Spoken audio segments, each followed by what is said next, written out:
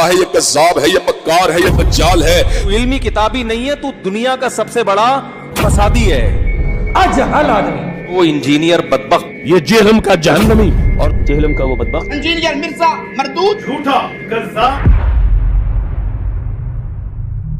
جہلم کا انجینئر مرزا محمد علی نیم راستی ہے، راب سے شیعہ کا ایجنٹ ہے، وہابی ہے.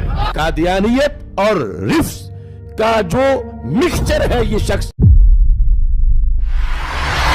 فرقہ تو میرا کوئی بھی نہیں ہے جی.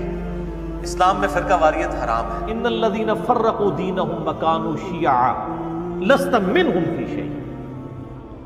بے شک جن لوگوں نے اپنے دین میں فرقے بنائے اور اپنے آپ کو گروہوں میں بانٹ لیا، اے نبی آپ کا ان سے کوئی تعلق نہیں. واعتصموا بحبل الله جميعا ولا تفرقوا. دیکھو اللہ کی رسی کو مضبوطی سے پکڑ لو اور فرقہ واریت میں غدیر خم کی حدیث میں اللہ کی رسی قرآن کو قرار. کتنا ظلم ہے کہ لوگ سود کو گناہ سمجھتے ہیں، داڑھی منڈانے کو گناہ سمجھتے ہیں، جھوٹ کو گناہ سمجھتے ہیں، لیکن دنیا کا سب سے پرہیزگار شخص بھی فرقہ واریت کو گناہ نہیں سمجھتا. فرقہ تو وہ ہے جو ٹوٹ کے الگ ہوا ہے. فرق کہتے ہیں الگ ہونے کو. پتہ کو فرق کہا جاتا ہے، وہ درخت سے الگ ہوتا ہے. یہ نہیں کہ پتہ الگ ہو کے درخت کو فرقہ کہنا شروع کر دیں، ایسا تو نہیں ہوگا.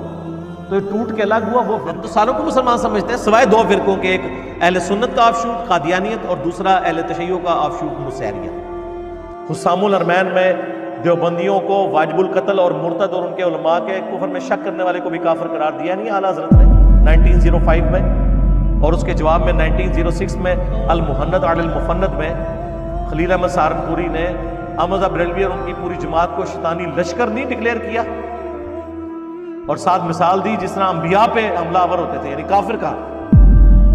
اور کہا علماء دیوبند رضی اللہ عنہم پر ہوئے، 14ویں صدی کے مولویوں کو رضی اللہ عنہ. المفند ایک بابا سے ٹھہرایا ہوا، احمد بریلوی کو کہا المحند علی المفند، ہند کی تلوار ایک پاگل بابے کے. اور اللہ کا شکر ہے امت پہ احسان ہے کہ 35 علماء دیوبند نے انکلوڈنگ اشرف تھانوی صاحب نے سائن کر کے کہا کہ یہ ہمارے عقیدے ہیں جی. دنیا میں اگر کسی نے دیوبندی ہونا ہے نا تو وہ یہ عقیدے رکھے. یہ تک کہ عثمانی صاحب کے والد صاحب کے بھی اس پہ سائن ہے. مولا علی علیہ السلام تو خوارج کے بارے میں کہہ رہے ہیں، جو خوارج مولا علی کو کافر کہتے تھے. پوچھا کہ منافق ہے، کہا منافق تو بڑا تھوڑا اللہ کا ذکر کرتے ہیں، یہ منافق نہیں. پوچھا کہ کافر، کہ کافر بھی نہیں ہے. اگر کافر بھی نہیں منافق بھی نہیں تو پھر تیسری کیٹیگری کون سی؟ مسلم. احمد بریلوی صاحب نے احکام شریعت میں لکھا ہے کہ وہابی، اور پھر آگے انہوں نے خود لکھا وہابی سے مراد انہوں نے کہا دیوبندی، اہل حدیث، روافظ یعنی ان کے نزدیک شیعہ، اور قادیانی. 1,00,000 دفعہ بھی اللہ کا نام لے ذبیحہ مردار اور حرام ہی رہے گا. البتہ یہود و نصارہ کا ذبیحہ حلال ہے. ان کو یہود و نصارہ سے بدتر کہہ دیا ہے، قادیانیوں کی صف میں لا کے کھڑا کر دیا، اور لکھا یہ مرتد ہیں، یہ بھی لکھا یعنی واجب القتل. اور ملفوظات اعلیٰ حضرت کی پہلی جلد جو انہوں نے خود پڑھی ہے، ان کے بیٹے نے جمع کی ہے، مصطفیٰ رضا خان نوری نے، جس کی نعت ہے تو شمع رسالت ہے عالم تیرا پروانہ. اس میں انہوں نے لکھا ہے کہ وہابیوں کی نہ نماز نماز ہے، نہ جماعت جماعت ہے. پوچھا کہ مسجد، تو کہا کفار کی مساجد مثل گھر کے ہیں. کافر کا لفظ کافر کا بول. اذان انہوں نے کہا اذان بھی ان کی باطل ہے، جس طرح نماز و جماعت باطل ہے. سنن کبریٰ البیہقی میں موجود ہے.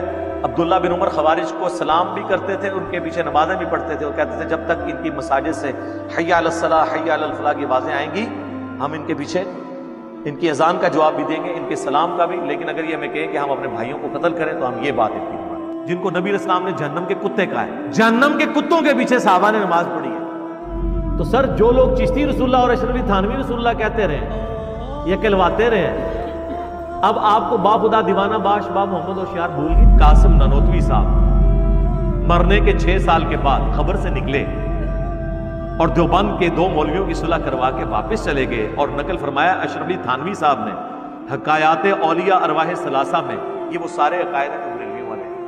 اب ان عقائد کا دفاع کراچی والا مفتی کیسے کرے آ کے؟ اس کی اپنی عوام بھی اس کو مارے. تذکرۃ الاولیاء میں میں نے بتایا کہ باجید بستامی سے پوچھا گیا کہ قیامت والے دن شفاعت کا جھنڈا وہ نبی علیہ السلام کے ہاتھ میں ہوگا، تو وہ کہنے لگے کہ قیامت والے دن محمد اور تمام انبیاء میرے جھنڈے کے نیچے ہوں. مقصد کسی کو بدنام کرنا نہیں، واللہ قطعاً بدنام کرنا وہ مقصد نہیں ہے. اور فتویٰ کبھی نہیں لگایا، عبارتوں میں فتویٰ لگایا. ہمیشہ کا 1 ٹن حسن ظن رکھا، ان کی کتابیں، ان کی عبارت. ہو سکتا ہے وہ مرنے سے پہلے توبہ کر لیں. ہمیشہ یہی کہا, کبھی اس طریقے سے فتویٰ نہیں لگا, اللہ کا شکر ہے. لیکن سرکار یہ ہماری مجبوری تھی, اعلیٰ حضرت سے ہی تو ہم نے سیکھا. کہتے ہیں بزرگوں سے سیکھنا چاہیے, تو بزرگوں سے ہم نے سیکھا کہ آپ نے اگر اپنی بات پہنچانی ہے تو مخالفین کی فاش غلطیاں ہائی لائٹ کر دیں تو لوگ آپ کی بات سن لیں گے.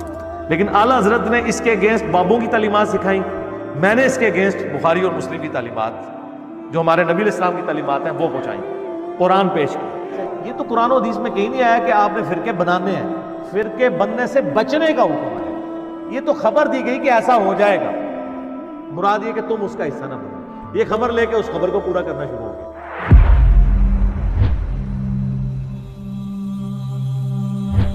آج ہر بدبخت الو اٹھ کے جو ہے نا, ہر جاہل سے جاہل اٹھتا ہے اور تبصرے کرنا صحابہ کرام کے خلاف شروع کر دیتا. حضرات صحابہ پہ زبان کھولتا ہے. پہلے تسی ساڑے خلاف بک بک کر دے ہو اور صحابہ کے خلاف بھاگن لگ پے ہو. دشمن ہے صحابہ کا, بھونکتا ہے صحابہ کے خلاف. نعوذ باللہ, ہم نے صحابہ کرام پہ کبھی بھی تنقید نہیں کی ہے. تمام صحابہ کرام نے یار 3-4 بندوں کا مسئلہ ہے. حضرت معاویہ رضی اللہ تعالیٰ عنہ, مغیرہ ابن شعبہ رضی اللہ تعالیٰ عنہ, عمر ابن عاص رضی اللہ تعالیٰ عنہ, اور بسر بن ابی ارطاء رضی اللہ تعالیٰ عنہم اجمعین. ہم ان کے لیے دعائیں خیر کرتے ہیں لیکن ان کا جھوٹا دفاع نہیں کرتے. دنیا میں کون سا غالی رافضی ہے جو صحابہ کرام کے ناموں کے ساتھ رضی اللہ عنہ کہتا ہے؟ کسی کی جنت دوزخ کا فیصلہ میں نے آج تک کیا؟ میں تو آج پھر ویڈیو میں کہتا ہوں کہ یزید کو بھی اللہ نے معاف کیا, جنت میں جائے. سرکار میں نے تو صحابہ کرام کی زندگیوں پہ ویڈیوز ریکارڈ کرائی ہیں. ابو ذر غفاری جی, ہم نے ہی بتایا نا کہ کیا تکلیفیں تھیں. سعد ابن ابی وقاص کی قادسیہ ہم نے ڈسکس کی ہے نا. خالد ابن ولید کی یرموک ہم نے ڈسکس کی ہے نا. جائیں ابو ذر غفاری کا کلپ لگائیں, 10 دفعہ لگائیں, 10 دفعہ آنسو نہ نکلیں تو آپ آگے گلا کیا. مرزا فسادی کے تو پیچھے اس کے بالکل صہیونی طاقتیں یہودی ہیں. رافضیت کے پیسوں پہ پلنے والا, ایران کے ٹکڑوں پہ پلنے والا یہ جانور جیلم میں بیٹھا ہوا ہے, خفیہ ہاتھ اس کے پیچھے ہیں جو اس کو دھکا دیتے ہیں. امریکیوں, برطانیوں, اسرائیلیوں کی بنائی ہوئی تنظیم ہے جو مسلمانوں کو بدنام کرنے کے لیے انہوں نے بنایا ہے, لانچ کیا ہے, جو ہمارے درمیان ایسے منافقین اور ایجنٹس کو بھیجتی ہے. ہمیں نہ تو ایران سے کوئی فنڈنگ ہو رہی ہے نہ سعودیہ سے کہ ہم ان کے ایجنڈے لانچ کریں. ہم جو کچھ بات کرتے ہیں وہ قرآن سے, بخاری سے, مسلم سے کرتے ہیں. اگر کوئی فتویٰ لگانا ہے تو پہلے پھر آپ ان کتابوں کے اوپر لگاؤ اور اپنا ایمان برباد کرو. الحمدللہ میری روٹی دین کے ساتھ نہیں جڑی ہوئی. میں اپنی ذات کی خاطر دین سے 1 روپیہ کمانے کو بھی حرام سمجھتا ہوں. ہم نے اس پلیٹ فارم کے اوپر کوئی چندہ بک نہیں رکھی, کوئی مسجد نہیں بنائی, کوئی مدرسہ نہیں بنایا, کوئی فرقہ لانچ نہیں کیا. اپنی جیب سے کھلاتے ہیں سینکڑوں لوگ, اللہ کا شکر. تو یہ میں مطلب اس کے اوپر کوئی ہم کمائی نہیں کر رہے ہیں, مونیٹائز نہیں کیے ہوئے. ورنہ میں ابھی مونیٹائز کروں تو ہماری ویڈیو کی کمائی جو ہے نا وہ 15 سے 20 لاکھ روپیہ مہینہ بنتی ہے. تو میری سال کی تنخواہ اتنی نہیں ہے. بھائی اپنی محنت مزدوری کر کے کماتے ہیں, اللہ کا شکر ہے کوالیفائڈ انجینئر ہوں. اس وقت بھی الحمدللہ میری کوئی ٹیک ہوم سیلری جو ہے تقریباً 1.5 لاکھ پاکستانی کے قریب ہے. $1,500 آپ سمجھ لیں امریکہ. الحمدللہ 19 گریڈ کا آفیسر ہوں. میں کسی سے کوئی چندہ لے کے یہ دین کا کام نہیں کر رہا ہوں کہ میں جناب یہ ویڈیوز ریکارڈ کرنے کے پیسے لیتا ہوں اور میری روٹی روزی دین سے. حالانکہ میرے گھر تک ایسے لوگ آئے ہیں جنہوں نے کہا لائف ٹائم خرچہ آپ کا اٹھاتے ہیں, آپ نوکری چھوڑتے ہیں. میں نے کہا یہ کام میں نے نہیں کرنا. پھر میرے اور مولویوں میں کیا فرق رہتا ہے؟ پوری نیک نیتی کے ساتھ امت کا بیڑا کر کے لوگ ہر ایک چیز کو جو ہے دوسری طرف لگا دیا. آپ شلوار اوپر کر لیں, کہتے ہیں یہ تو باقیوں کا طریقہ ہے. وہ حدیثیں بخاری مسلم میں لکھی ہوئی ہیں وہ دور چلی جاتی ہیں. کوئی پگڑی پہن لے تو اہل حدیثوں کو تکلیف ہو جاتی ہے, وہ کہتے ہیں یہ تو بدتیوں کا طریقہ ہے. تو ان کو بھول جاتا ہے کہ بخاری مسلم میں درجنوں حدیثیں. وہ ان کو اس وقت یاد آتی ہیں جب وہ جرابوں پر, موزوں پہ مسح کے بارے میں مناظرے کر رہے ہوتے ہیں نا حنفیوں کے ساتھ, تو اس سے صرف پگڑی پہ مسح ثابت کرتے ہیں, پگڑی پھر بھی نہیں ثابت ہوتی. اور میں نے تو گرین پگڑی پہن لی یار, اور چھوڑ دو, اتنا جگر ہے کسی میں. ٹائم قیامت تک جے کسی مولوی نو گرین پگڑی وہ آگے دسو وابی نو اتنا تھنک آؤٹ آف باکس کیا. میں نے کہا بھی ابو داؤد ترمذی میں حدیث ہے نبی علیہ السلام نے سب تہمت بھی باندھی ہے, سب چادر بھی اوپر لی ہے. تو سرکار جب نبی علیہ السلام نے کرتا پہن لیا اوپر, یعنی کرتا چادر کی فارم میں, تہمت باندھ لی, تو پگڑی کو باندھ لینا کیا ہو گیا یار.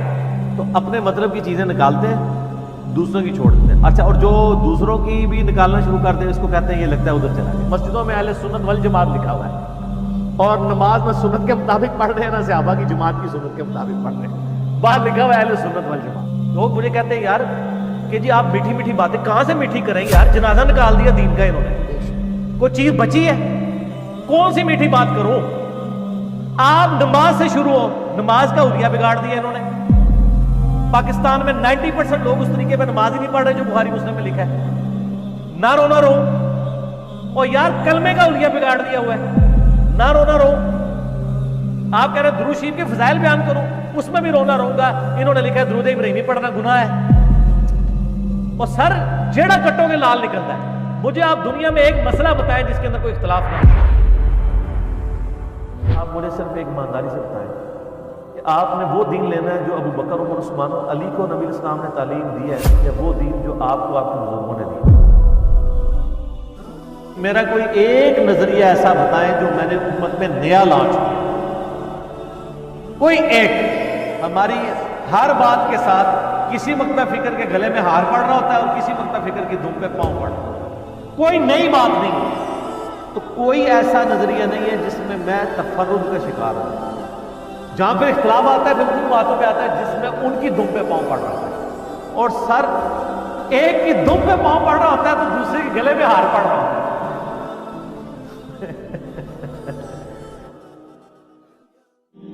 مومنو, اللہ سے ڈرو جیسا کہ اس سے ڈرنے کا حق ہے, اور مرنا تو مسلمان ہی مرنا, اور سب مل کر اللہ کی ہدایت کی رسی کو مضبوط پکڑے رہنا, اور فرقے فرقے نہ ہو جانا.